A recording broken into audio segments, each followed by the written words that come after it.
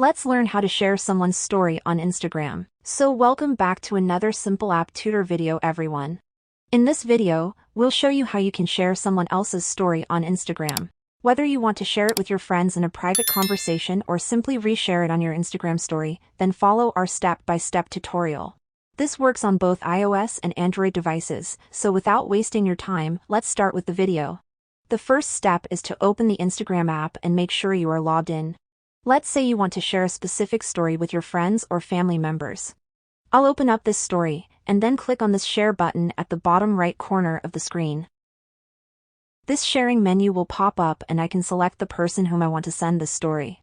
But if I want to share someone's story on my profile, then I can go to my Instagram DMs, and there are two scenarios.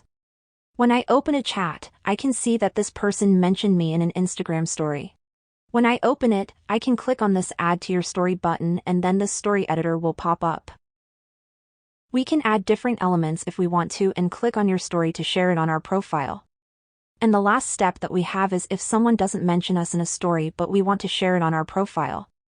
If I open this specific story, so let's say I want to share this photo on my profile.